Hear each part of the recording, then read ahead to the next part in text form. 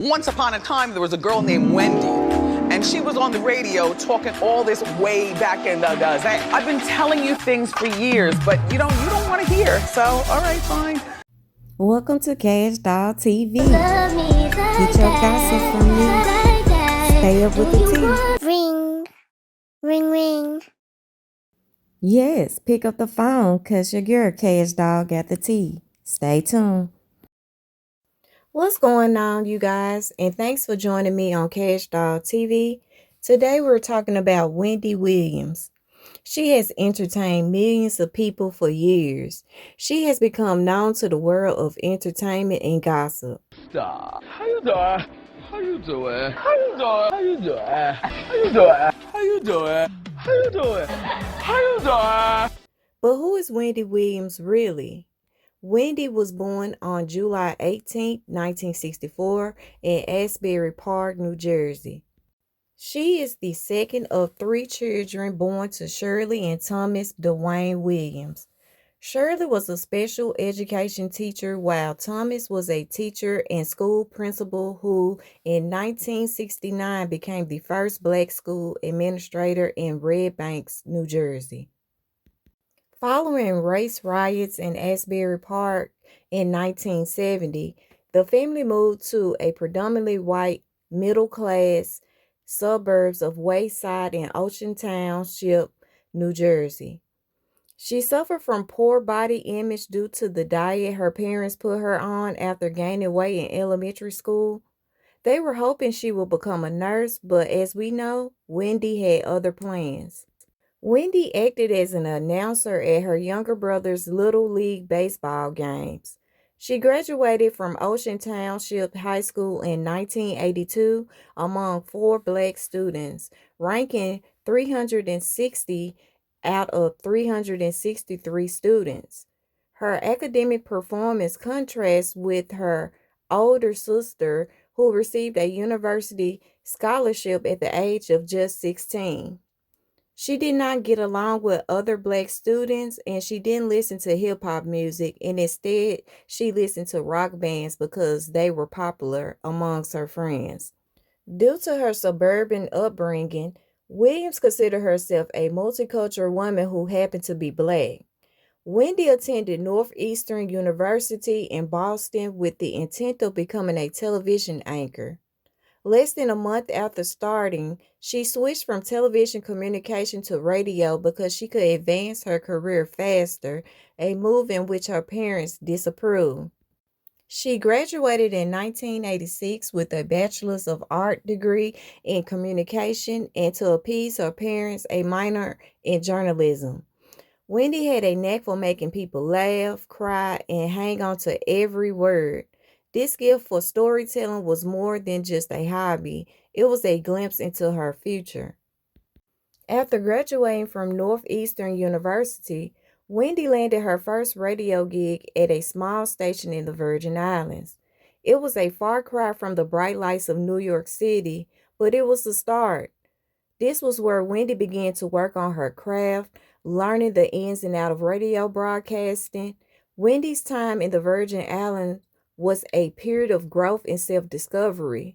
She learned how to engage listeners, how to keep them coming back for more, and most importantly, how to be herself on Only way air. I told Skeletor he could be on the camera is if he turned around. Cameraman, please zoom in on his bumps, because this is what I'm talking about, everybody. Look, the hair guy said he has to get them surgically removed. Can you I'm say? not going to the hospital. Did you say? What does You she have to saw him? show? See what I'm saying? Little did she know, those days in radio were shaping a future icon. Wendy Unique's voice and perspective began to shine through. In the late 1980s, Wendy had returned to her home turf of New York. The city that never sleeps was the perfect backdrop for Wendy's larger-than-life personality and ambition. She landed a job at WRKS, a radio station in New York City, a place where the airwaves were as competitive as the streets outside. It was here, the heart of the urban market, where she truly found her voice. The radio station became her playground, a place where she could experiment and push the boundaries of traditional radio. What did your husband do that made you uncomfortable? Wendy, he went down. Down where?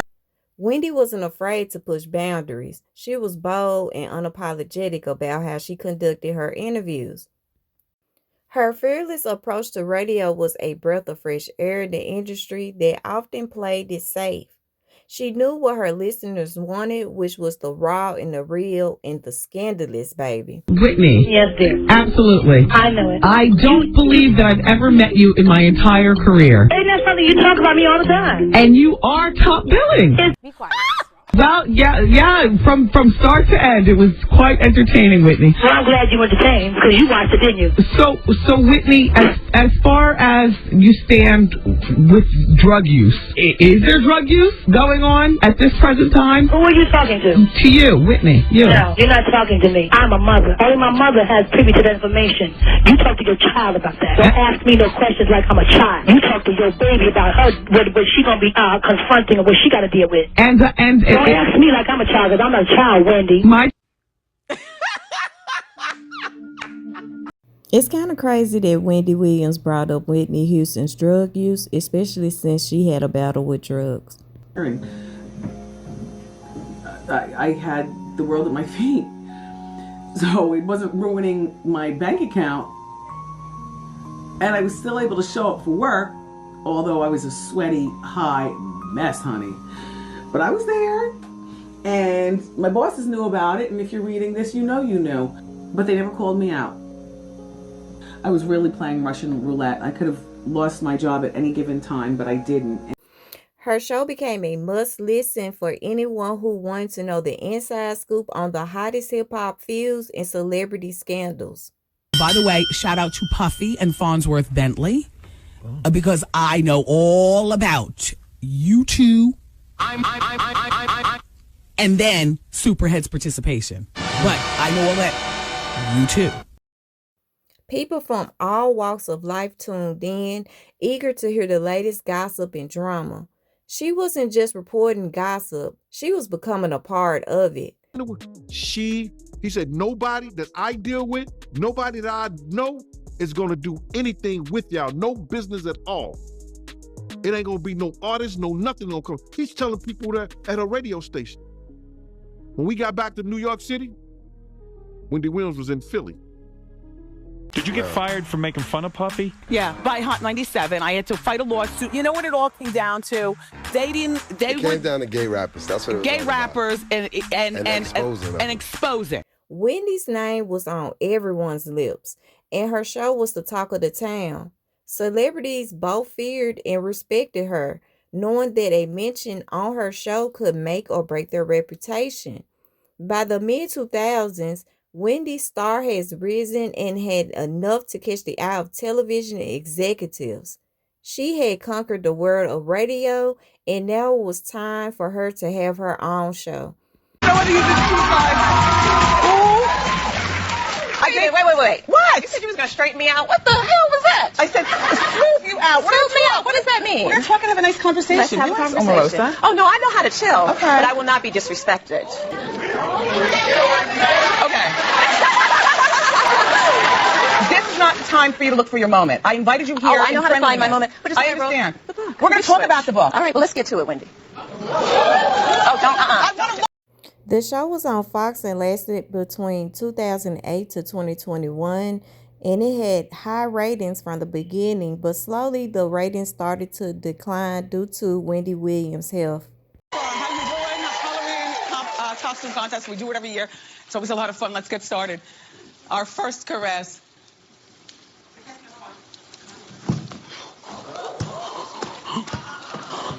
Pill a day. But along with the thyroid disease, I also have Graves' disease.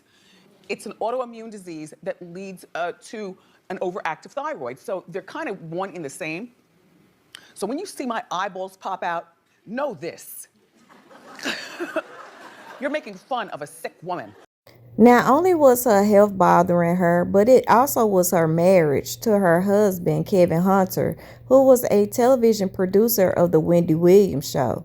He was having an affair for a long period of time and also spending Wendy Williams' money on his mistress. Not only was he cheating, but he also got his mistress pregnant, you guys. And that was the last straw for Wendy Williams, and that's when she filed for divorce. And if you're wondering how Kevin could afford it, well, Wendy was still paying him alimony. So she was still kind of paying for Kevin and Sharina's lifestyle. Now, she went on an interview and she said this. And I'm a very plotative individual. I will plot on you. That's right. And that's why I'm going into season 11. And he's changing Pampers. Kevin should have taken this as a warning, but he didn't. He and Sharina continued to live off Wendy's alimony payments, but then Wendy started having her health issues and her show eventually got canceled by the network because of her extended absence from the show. Well, this is where things started going wrong for Kevin because the alimony payments stopped coming in. He got really mad and had an interview where he called out Wendy and her team, saying, Wendy was in rehab and these people just stopped depositing my money cold turkey. Now I'm demanding to see all the bank records from the time of the divorce until now, and that would show what's really going on. These people have tried to starve me out. At the end of the day, I earned that money and I'm not letting them take it. I will only say for now that it breaks my heart to see what is happening to her. I know she is not in a good place and she is surrounded by people who are taking advantage of her condition, including this so-called guardianship. People found this funny because he had also been taking advantage of Wendy for years before their divorce. We eventually got to know the reason he sounded so mad in the interview was because his financial situation was in a mess. Wendy has recently done some interviews lately about her health and the things that's going on in her life, and we wish her a speedy recovery. Oh my God, no, I can't do this. I can't do this. I have to sit down again. Okay. And I should be in a wheelchair. You know? This is lymphedema, and I can only feel now 2%. Do you see what this looks like? Wendy Williams is currently trapped in a conservatorship. If you don't know what a conservatorship is, it's when someone is in charge of making decisions on your behalf, but usually because the conservatee is not able to make decisions for themselves. Wendy can make her own decisions. She is not cognitively impaired. She is not incapacitated. She is being taken advantage of. Right. Wendy, tell us what's going on. Well, first of all, to start with, I am not cognitively impaired. You know what I'm saying? No, but I feel like I am in prison. You understand what I'm saying? Like, I don't know whether I'm allowed to fly to Miami to say happy birthday to my dad. Like, I'm exhausted thinking about, what if I can't see my dad for his birthday? You know, at 94, you know, the day after that is not promised. It's not promised. You know, I want to give my dad some sort of fragrance. You know, I want to go to Sephora and pick and choose. What? I might not be. Yeah. My life is like fucked up. On a positive note, Wendy got to see her son graduate from college in December 2024. A GoFundMe was recently set up for Wendy Williams to help raise money for her to get legal help in order to get her life back in order and be able to claim herself. She's such an iconic person, and we thank you for tuning in and watching.